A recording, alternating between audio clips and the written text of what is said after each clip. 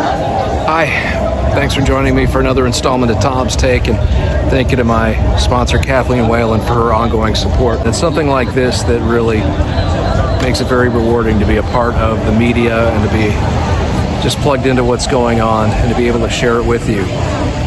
I have always been a fan of Princeton's. I'm in Princeton right now on a rainy Friday, September 22nd. I've largely always loved Princeton because of its history. I love history. It helped escaped slaves get to freedom. It encouraged their livelihoods here in Bureau County and in Princeton specifically too. It has always been on the right side of history. So it was puzzling to many, many people why the monument in Soldiers and Sailors Park, which is across from the courthouse in downtown Princeton and in the park, why the monument did not include the 45 black members of the Civil War regiments who fought in the Civil War who were from here, Bureau County. And so it was today that justice was finally done, and they have been recognized in a monument that's behind me, and you're going to see a little bit more of.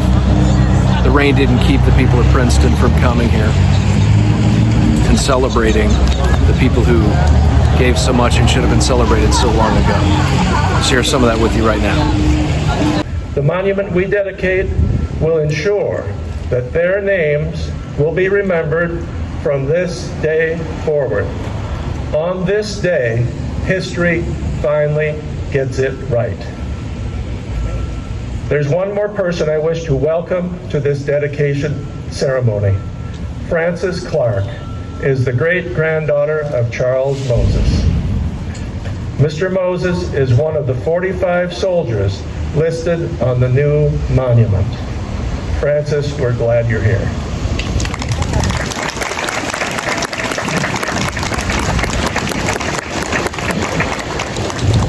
This project began shortly after an article written by local historian Sarah Cooper appeared in the Bureau County Republican. It gives me great pleasure to introduce my friend, Sarah Cooper.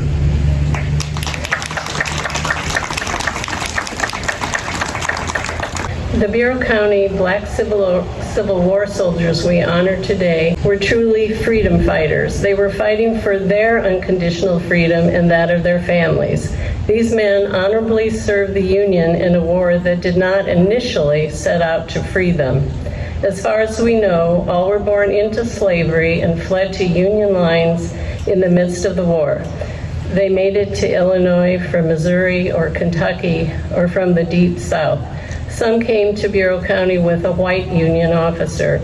Civil War records list places of residence as Princeton, Dover, Ohio, Manlius, Neponset, Bureau Junction, and Tuscola. Imagine what their harrowing experience had already been. They were essentially refugees. If they came from Missouri or Kentucky, slave states not at war with the Union, the Emancipation Proclamation did not technically apply to them. They had no idea what their status would be, even if the Union prevailed. 18 of these men, as we know, were soldiers in the 29th U.S. Colored Infantry, an Illinois regiment of black soldiers that was formed in 1864. Most of them were mustered into service in early 1865. We know they took part in the siege of Petersburg and the final and victorious campaign to Appomattox. At war's end, these Union veterans remained stateless in their own land for another 3 years. It took until 1868 with the ratification of the 14th Amendment for Black Americans to gain citizenship. We have scant biographical information for most of them. Two exceptions are Abraham Harrison and Charles Moses. As we know, they served in the 29th Infantry, lived out their lives in Princeton, and are buried at Oakland Cemetery. We're grateful that Frances Clark and many other of Charles Moses' descendants are here with us today to help dedicate this monument. This is a big day in Princeton history, actually. September 22nd, the date in 1862 that Lincoln issued the preliminary Emancipation Proclamation, was known as Emancipation Day. It was grandly celebrated in Princeton for many years after the Civil War. It is indeed cause for celebration that on this September 22nd, these 45 Black Union soldiers from Bureau County are finally being honored. If, as Martin Luther King said, the arc of the moral universe is long, but it bends towards justice, perhaps it bent just a little more in that direction today in Princeton, Illinois. If you're listening to this on the radio or you're listening to it streaming, this is a Tom's Take that you're going to want to see in video, which is what's intended to be done, is to see it in video. This is a wet Friday, September 22nd in downtown Princeton, and you can see the images of the people and the events and the plaque itself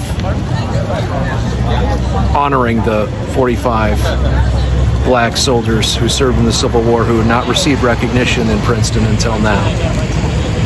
I encourage you to go check that out on the video if you're just listening to it. So here's more of it.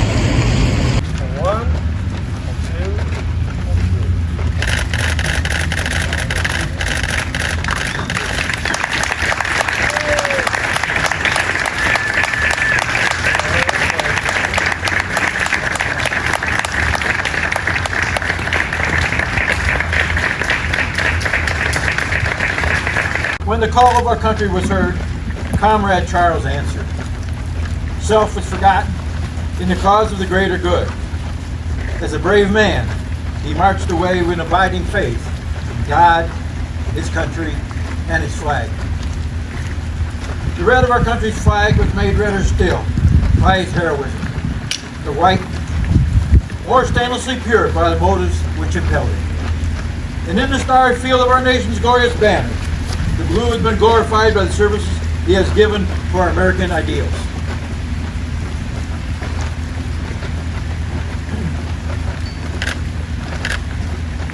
Detail, honor our fallen comrade. Detail, point, point. Fire! Fire! Fire! And fire! And fire! Freeze and move!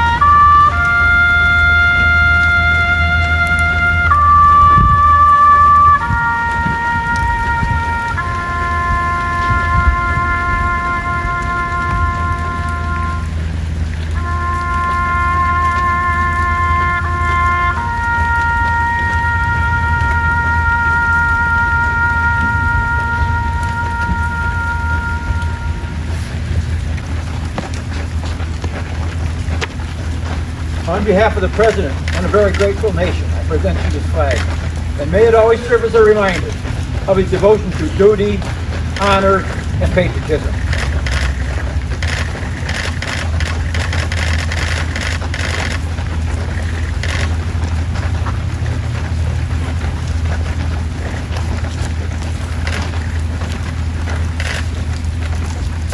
Mine eyes have seen the glory of the coming of the Lord. He is trampling out the vintage where the grapes of wrath are stored. He hath loosed the faithful lightning of his terrible swift sword. His truth is marching on. Glory, glory, hallelujah. Glory, glory, glory, hallelujah. Glory, glory, hallelujah. His truth is marching on. In the beauty of the lily, Christ was born across the sea, with a glory in his bosom that transfigures you and me. As he died to make men holy, let us try to make men free. God's truth is marching on. Glory, glory, hallelujah. Glory, glory, hallelujah. Glory, glory, hallelujah. God's truth is marching on. Tell me how this feels today. What's this mean to you? It's overwhelming. I actually didn't know about Charles. I was researching my great-grandfather, Owen, and all I knew about Owen was that he was a Chicago Cubs fan, and he was a quiet demeanor but a commanding presence. And then I came to Princeton and I found Charles's obituaries, and I understand that he was had a commanding presence, an industrious man, and a well-respected person in the Princeton community. He was once enslaved, and then he elected to serve in a country that didn't always respect its human dignity. Where had he been enslaved?